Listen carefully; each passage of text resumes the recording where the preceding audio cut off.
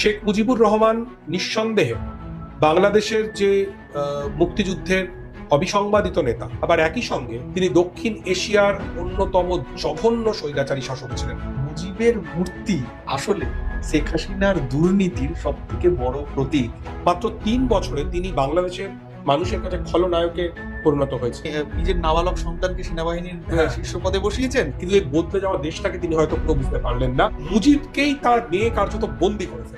যে কারণে লোকে ৫ই আগস্টকে সন্দেহ করতে শুরু করলো এপার বাংলায়। তার প্রধান অনুঘটকটা ছিল কিন্তু মুজিবের মূর্তি ভাঙা। হ্যাঁ, এখন মুজিবের মূর্তি ভাঙা সবসময় যে মুজিব অবমাননাই নয়, তার যে আরো অনেকগুলো লেয়ার আছে, এটা এক কথায় মানুষকে বোঝানো খুব কঠিন। তারা ধরেই নিচ্ছেন যে মুক্তিযুদ্ধের নায়ককে গোটা বাংলাদেশ অশ্রদ্ধা করতে শুরু করেছে, অর্থাৎ বাংলাদেশ অন্য পথে যাচ্ছে। আমি জানি এই বিষয়ে তোমার এক্সপার্টাইজ রয়েছে, তুমি যদি এটাকে একটু বিশদে বলো। মানুষ তো আসলে সাদা কালো হয় না, মানুষ আসলে ধূসর। কিন্তু যারা অনেক বড় মাপের মানুষ, তাদের জীবনের যে অন্ধকার সময়গুলো, সেটা আসলে বহু মানুষকে, বহু প্রজন্মের পর প্রজন্ম রক্তাক্ত করে, এবং খুব দুঃখজনকভাবে অনেক সময় তাদের যে উজ্জ্বল অংশটাকে ঢেকে দেয় অন্ধকার অংশগুলো। খুব আমি জানি না, আমার ভারতীয় বন্ধুদের অনেকের হয়তো আবেগকে আমি আহত করব। শেখ মুজিবুর রহমান নিঃসন্দেহে বাংলাদেশের যে মুক্তিযুদ্ধের অবিসংবাদিত নেতা, বাংলাদেশের যে বাংলাদেশ হয়ে ওঠার যে লড়াই, তার শ্রেষ্ঠতম নেতা, সবচেয়ে গুরুত্বপূর্ণ চরিত্র নিঃসন্দেহে। আবার একই সঙ্গে শেখ মুজিবুর রহমান ৭২ থেকে ৭৫ সালে যখন তিনি বাংলাদেশের সর্বোচ্চ ক্ষমতায় ছিলেন, তিনি দক্ষিণ এশিয়ার অন্যতম জঘন্য স্বৈরাচারী শাসক ছিলেন। আপনি ভাবুন, শেখ মুজিবুর রহমান বাকশাল চালু করেছিলেন। সমস্ত রাজনৈতিক দলকে বিলুপ করা হয়েছিল সেই বাকশালের মাধ্যমে, এবং একটাই রাজনৈতিক দল ছিল যেটা আসলে শেখ মুজিবুর রহমানের দল, যার নাম বাকশাল। এবং বহু রাজনৈতিক দল তাদের অস্তিত্ব সম্পূর্ণ বিলোপ করে ওই বাকশালের মধ্যে ঢুকেছিল। আমি বাংলাদেশের একজন খুবই গুরুত্বপূর্ণ মুক্তিযোদ্ধা, বামপন্থী, তাকে আমি জিজ্ঞেস করেছিলাম যে শেখ মুজিবুর রহমানের যে ট্র্যাজিক মৃত্যু ঘটলো 15ই আগস্ট 1975, তারপরে প্রায় ২.৫ মাস ঢাকার রাস্তায় কোনো প্রতিবাদ মিছিল হয়নি। কেন হয়নি? যে মানুষটি মুক্তিযুদ্ধের পরে যখন বাংলাদেশে এলেন, তাকে লক্ষ লক্ষ মানুষ যাকে স্বাগত জানিয়েছিলেন, যিনি অবিসংবাদী নেতা ছিলেন বাংলাদেশের, তার মৃত্যুর পরে তো গোটা দেশ আন্দোলনে, প্রতিবাদে, বিক্ষোভে উত্তাল হয়ে যাওয়ার কথা। কেন হয়নি? তার কারণ শেখ মুজিবুর রহমান ৭২ সালে যিনি ভগবান ছিলেন, ৭১-এর শেষে যিনি ভগবান ছিলেন, 1975 সালের মধ্যে তার মৃত্যুর সময় মাত্র ৩ বছরে তিনি বাংলাদেশের মানুষের কাছে খলনায়কে পরিণত হয়েছিল। সেটা একটা ঘটনা। ক্ষমতার অপব্যবহার, বিচার বহির্ভূত হত্যা থেকে শুরু করে সবকিছু। হাজার হাজার বামপন্থীকে খুন করেছেন, কমিউনিস্টদের খুন করেছে শেখ মুজিবুর রহমানের আমলে রক্ষী বাহিনী। এই রক্ষী বাহিনীর অত্যাচার নিয়ে এবং আলতাফ পারভেজের একটা অসাধারণ বই আছে, আমাদের পড়া উচিত। এবং একটা কথা খুব গুরুত্বপূর্ণ, নিঃসন্দেহে শেখ মুজিব বাংলাদেশের মুক্তিযুদ্ধের সবচেয়ে গুরুত্বপূর্ণ নেতা, শুধু একমাত্র নেতা নন। ঠিক, এটাই বলতে চাইছিলাম। মৌলানা ভাসানীর ভূমিকা অত্যন্ত গুরুত্বপূর্ণ ছিল, এবং বামপন্থীদের ভূমিকা গুরুত্বপূর্ণ ছিল, যেমন মনি সিং কমিউনিস্ট পার্টির নেতা, তার ভূমিকা গুরুত্বপূর্ণ ছিল। এবং আমরা অনেকেই জানি না কতজন আমরা সিরাজ শিকদারের নাম জানি, যিনি একজন কমিউনিস্ট মুক্তিযোদ্ধা ছিলেন, যিনি পেয়ারা বাগান পাকিস্তানি হানাদার বাহিনীর থেকে মুক্ত করে বিরাট মুক্তাঞ্চল গড়ে তুলেছিলেন। এই সিরাজ শিকদার যখন স্বাধীন বাংলাদেশের রাজনৈতিক কার্যকলাপ চালাতে শুরু করেন সর্বহারা পার্টির নেতৃত্বে, এবং স্বাভাবিকভাবেই আওয়ামী লীগ সরকার, শেখ মুজিবের সরকারের সঙ্গে তার সংঘর্ষ হয়, এই সিরাজ শিকদারকে বিচার বহির্ভূত ভাবে হত্যা করা হয়। এবং তারপরে শেখ মুজিবুর রহমান তিনি বলেছিলেন যে তিনি লাল ঘোড়া থামিয়ে দিয়েছেন। ঢাকা বিশ্ববিদ্যালয়ের এই অভ্যুত্থানের পরেই হয়েছে, ওই মধুর ক্যান্টিনের কাছেই একটা, সম্ভবত ওদের আর্টস ফ্যাকাল্টিতে একটা দেওয়াল জুড়ে শহীদ রাজুর একটা ছবি আঁকা ছিল। শহীদ রাজুকে শামসুর রহমান যাকে নিয়ে কবিতা লিখেছিলেন, এবং শহীদ রাজু হচ্ছেন বাংলাদেশ ছাত্র ইউনিয়নের একজন কর্মী ছিলেন, এবং ছাত্র দল এবং ছাত্র লীগের মারামারির মধ্যে পড়ে তিনি প্রাণ হারান ৯-এর দশকের কথা। তার স্মরণে ওই ছবিটি আঁকা ছিল। সেইটাকে এই আওয়ামী ছাত্রলীগ তারা সেই ছবি মুছে দিয়ে তার উপরে বিরাট করে শেখ মুজিবুর রহমানের ছবি তারা এঁকে দেয়। এই অভ্যুত্থানের পর ওই শেখ মুজিবুর রহমানের ছবিটা না মুছে তার অর্ধেকটা জুড়ে বাংলাদেশের ছাত্ররা তারা সিরাজ শিকদারের ছবি এঁকেছেন। সেই সিরাজ শিকদার কমিউনিস্ট বিপ্লবী নেতা, বীর মুক্তিযোদ্ধা শহীদ সিরাজ শিকদার, যাকে হত্যা করার পর শেখ মুজিবুর রহমান লাল ঘোড়া থামিয়ে দেওয়ার কথা বলেছিলেন, এবং মুজিব সেই সিরাজ শিকদার ফিরে আসছেন মৃত্যুর এত বছর পর। এবং অর্ক মুজিব তো তার ঘনিষ্ঠজন যারা যারা প্রত্যক্ষ কমরেড, যারা যারা তার মুক্তিযুদ্ধের সহ মুক্তিযোদ্ধা, ধরো তাজউদ্দিন, আমি বলতে যাচ্ছি তাজউদ্দিন কি মুজিবের আমলে প্রাপ্য মর্যাদা পেয়েছেন? তাই তো তিনি কিন্তু পাননি। প্রথম দিন থেকে, মুজিব ফিরে আসার প্রথম দিন থেকে কিন্তু তিনি বন্ধুদের সন্দেহ করতে শুরু করেছেন, অবিশ্বাস করতে শুরু করেছেন, ঘৃণার রাজনীতি করতে শুরু আসলে করেছেন। আমার মনে হয় কি, মুজিব একজন বিরাট মাপের নেতা, বিরাট নেতা। কিন্তু যদি আমরা এই প্রশ্নটা করি, একদম সরাসরি এই প্রশ্নটা করি, যে পূর্ব বাংলার কোন গুরুত্বপূর্ণ রাজনৈতিক নেতা মুক্তিযুদ্ধ করেননি, এর উত্তর কি হবে? কি হবে? Point, মুজিব হবে।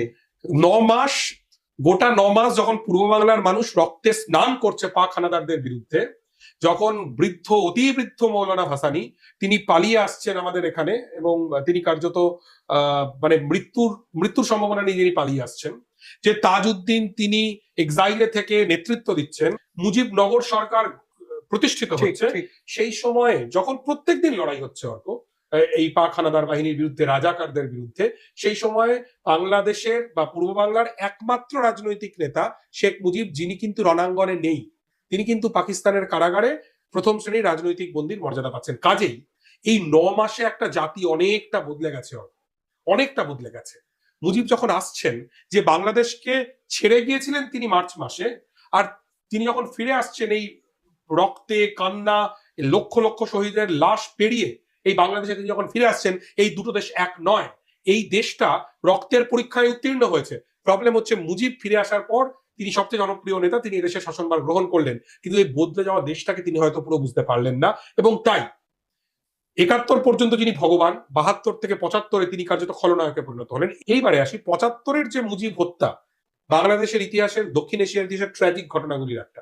কারণ যে ভদ্রলোক বাকশাল চালু করেছিলেন, তাকে তো এই স্বৈরাচারী শাসনের জন্য, 74-এর দুর্ভিক্ষে তার যদি কোনো ভূমিকা থাকে, তার জন্য তার বিচার হওয়া উচিত ছিল, তার শাস্তি হওয়া উচিত ছিল, কিন্তু তাকে খুন করে দেওয়া হলো, তাকে সপরিবারে খুন করে দেওয়া হলো। এটা ভয়ঙ্কর ঘটনা।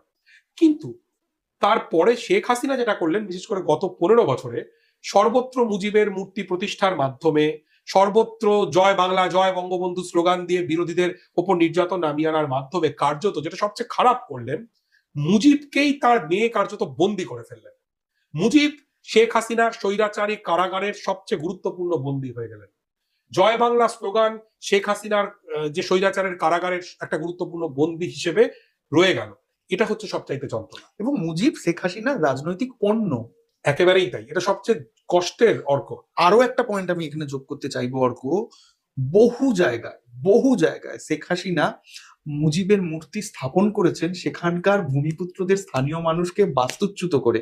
এবং অদ্ভুত কথা, মানে কি যন্ত্রণার কথা। এবং তুমি জানো নিশ্চয়ই অর্ক, তুমি তো জানোই যে মুজিবের মূর্তি আসলে শেখ হাসিনার দুর্নীতির সব থেকে বড় প্রতীক।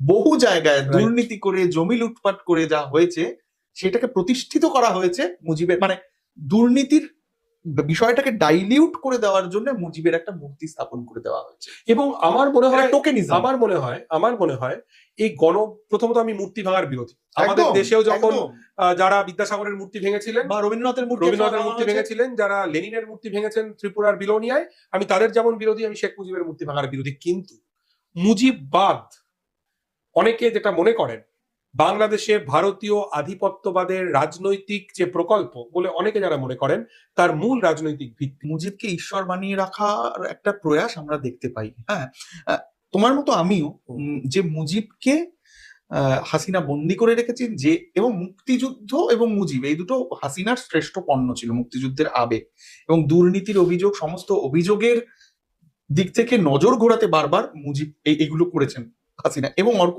এই কথাটাও বলতে হবে, মুজিবের বহু সহযোদ্ধাকে হাসিনাই একঘরে করে দিয়েছেন, হাসিনাই তাদের বঞ্চিত করে দিয়েছেন। হ্যাঁ, আমি তাজউদ্দিনের মেয়ের সেদিন একটা সাক্ষাৎকার দেখছিলাম, তিনি স্পষ্টই বলছিলেন যে শেখ হাসিনার আমলের যে আওয়ামী লীগ আর যে মুক্তিযুদ্ধে নেতৃত্ব দানকারী আওয়ামী লীগ, এই দুটো আসলে এক নয়, এই দুটো আসলে আলাদা। ঠিক তিনি বলছিলেন তাজউদ্দিনের মেয়ে মুজিবনগর সরকারের প্রধান ব্যক্তির মেয়ে, ঠিক আছে, এবং আমার তাকে পছন্দ হতে পারে, না হতে পারে, কিন্তু জিয়াউর রহমান, তিনি তো এই মুক্তিযুদ্ধের একটা গুরুত্বপূর্ণ চরিত্র, আমি তাকে কি করে ভুলে যাবো? ঠিক তাই। আমি মনি সিংকে কি করে ভুলে যাবো, তাই না? আমি মৌলানা ভাসানীকে কি করে ভুলে যাবো? কাউকে ভুলে যাওয়া যাবে না, ভুলে যাওয়া সম্ভব নয়। এবং 73-এর যে নির্বাচন, আমরা পরের এপিসোডে নিশ্চয়ই এই নিয়ে আলোচনায় আসবো, 73 অর্থাৎ স্বাধীন বাংলাদেশের প্রথম নির্বাচন, যেটা আওয়ামী লীগ এমনিই জিতত, শেখ মুজিব এমনি জিততেন, সেটা তারা লুটপাট করেছেন। এই খন্দকার মোস্তাক মুজিব হত্যার পরে যে ক্ষমতার একদম শীর্ষে পৌঁছলো, এই খন্দকার মোস্তাককে জেতানোর জন্য কি পরিমাণ জালিয়াতি করা হয়েছে, আমরা এগুলো নিয়ে নিশ্চয়ই পরে আলোচনা আসবো। নিজের নাবালক সন্তানকে সেনাবাহিনীর হ্যাঁ। শীর্ষ পদে বসিয়েছেন। হুম, হুম। দেশ জুড়ে যখন দুর্ভিক্ষ চলছে তখন কোটি কোটি টাকা খরচ করে, আজকে যেমন আমরা ভারতে যেটা বিয়ে হয়, হয়েছে, এইগুলোকে আসলে চেপে দেওয়া হয়েছে। ঠিক মুজিব মানে 71 অব্দি মুজিব, মিথ্যে কথা।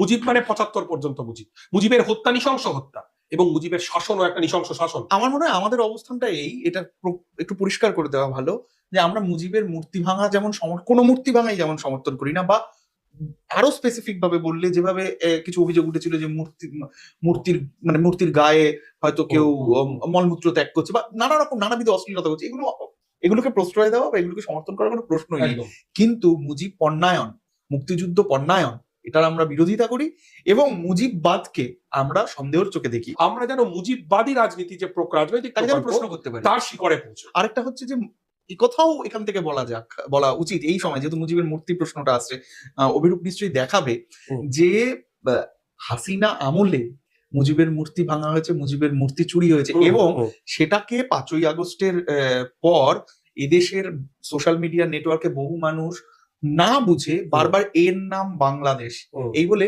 সেই ছবিটাকে চালিয়ে দিয়েছে। মানে সেটা একটা অপতথ্যের সব থেকে বড় প্রমাণ।